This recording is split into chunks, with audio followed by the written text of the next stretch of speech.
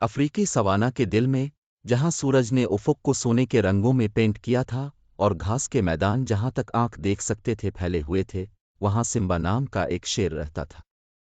اس کے فخر کے درمیان سمبا کو اس کی بہادری اور اس کی زبردست گرج کے لیے احترام کیا جاتا تھا، جو میدانی علاقوں میں گونجتا تھا اور اسے سننے والوں کے دلوں میں خوف طاری ہو جاتا تھا۔ جب سے وہ ایک چھوٹا بچہ تھا، سمبا کی دیوڑ طاقتور اور گونجتی تھی، جو اس کی طاقت اور اختیار کی علامت تھی۔ اس کی ایل آگ کے تاج کی طرح، جب وہ لمبی گھاس میں سے گزر رہا تھا تو اس کا فخریہ چہرہ تیار کیا، اس کی امبر آنکھیں عزم اور ہمت سے بھری ہوئی تھیں۔ ایک دن سوانا پر بڑا اندھیرا چھا گیا۔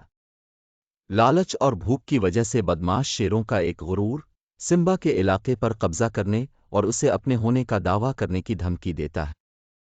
اسکار نامی ایک خوفناک شیر کی قیادت میں انہوں نے سمبا کو تخت سے ہٹانے اور قابل فخر زمینوں پر قبضہ کرنے کی کوشش کی، لیکن سمبا لڑائی کے بغیر نہیں نکلے گا۔ ایک زبردست گرج کے ساتھ جس نے زمین کو ہلا کر رکھ دیا، اس نے ان کے گھر کا دفاع کرنے اور اپنے پیاروں کو نقصان سے بچانے کے لیے اپنے فخر کا مظاہرہ کیا۔ کندھے سے کندھا ملا کر کھڑے ہو کر انہوں نے غیر متزلزل عزم اور اٹوٹ ہمت کے ساتھ اپنے مخالفین کا مقابلہ کیا۔ جیسے ہی سورج افق پر ڈوب گیا، میدانی علاقوں میں لمبے لمبے سائے ڈالتے ہوئے دونوں فخر غلبہ کے لیے ایک شدید جنگ میں آپس میں لڑ پڑے۔ پنجے آپس میں ٹکرا گئے، دانت پیس رہے تھے، اور ہوا گرجنے کی آواز سے گونج رہی تھی جیسے شیر اپنی پوری طاقت سے لڑ رہے تھے۔ تعداد زیادہ ہونے کے باوجود سمبا نے پیچھے ہٹنے سے انکار کر دیا۔ اس کے پاس موجود ہر طاقت اور ہمت کے ساتھ اس نے اپنی قابل فخر سرزمینوں کے دفاع اور اپنے آباء و اجداد کی وراثت کو بچانے کے لیے لڑا۔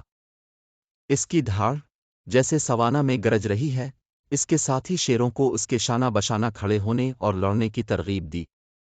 آخر میں یہ سمبا کی بہادری تھی جس نے دن کو آگے بڑھایا۔